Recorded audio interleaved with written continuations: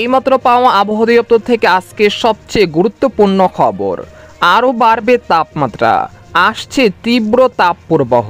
15 থেকে 18 April hit alert জারি। এছাড়া আগামী 24 ঘন্টার মধ্যে বাংলাদেশ ও পশ্চিমবঙ্গের কয়েকটি জেলায় বিক্ষিপ্ত বজ্র বৃষ্টিও হতে পারে, এমনটা জানাচ্ছেন আবহাওয়া দপ্তর। আজ ও আগামীকাল কোন কোন জেলার আবহাওয়া কেমন থাকতে পারে এই বিষয়ে কি বলছে আজকের আবহাওয়া রিপোর্টে জানিয়ে দেব। সম্পূর্ণ বিস্তারিত ভিডিওদের সঙ্গে থাকুন। আর সবার আগে সবার প্রথম সঠিক আবহাওয়ার খবর জানতে আমাদের চ্যানেলটিকে সাবস্ক্রাইব করে রাখুন। এবার জেনে নিন এক নজরে। এপ্রিল থেকে গরমে শুরু, মাঝে মধ্যে ঝড় বৃষ্টি আসলেও নেই তেমন স্বস্তি। শুধু বাংলাদেশই নয়, গোটা ভারতেই একই অবস্থা। আবহাওয়াবিদরা জানাচ্ছেন মে মাসেও গরমের তীব্রতা কম হবে না। এবার প্রবল গরমের সাথে তাপপ্রবাহের আশঙ্কা। এরই মাঝে আগামী 24 ঘন্টায় তাপমাত্রা আরও বাড়তে পারে।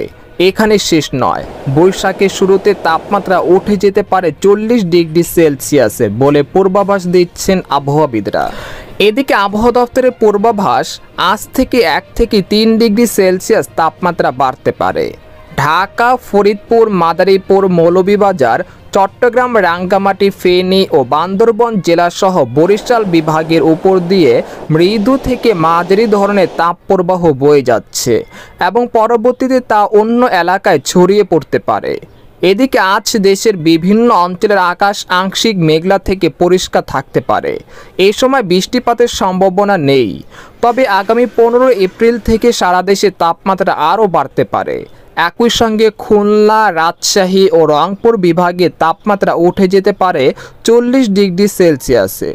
এরপর আগামী 18 এপ্রিল থেকে চট্টগ্রাম, কুমিল্লা, নোয়াখালী, বিবাড়িয়া অঞ্চলসহ সিলেট বিভাগের সব জেলাতেই বজ্রসহ কালবৈশাখী ঝড় বৃষ্টি হতে পারে।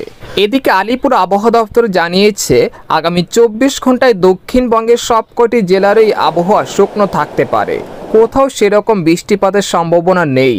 তবে উত্তরবঙ্গের দার্জিলিং, জলপাইগুড়ি, কালিম্পং, আলিপুরদুয়ার, কোচবিহারে কোনো কোনো জায়গায় বজ্রবিদ্যুৎ সহ হালকা বৃষ্টি হতে পারে। এদিকে বাংলাদেশের আবহাওয়াবিদ মোহাম্মদ মনোয়ার হোসেন জানান, আজ সকাল 9টা থেকে পরবর্তী 24 ঘন্টায় অস্থায়ীভাবে আংশিক মেঘলা আকাশ সহ সারা দেশের আবহাওয়া প্রধানত শুষ্ক থাকতে পারে। এই সময় সারা দেশে দিনের তাপমাত্রা সামান্য বৃদ্ধি পেতে পারে এবং রাতের তাপমাত্রা প্রায় অপরিবর্তিত থাকতে পারে। সর্বশেষ একটি কথা, এখানে শুধু পূর্বাভাস দেওয়া হয়েছে।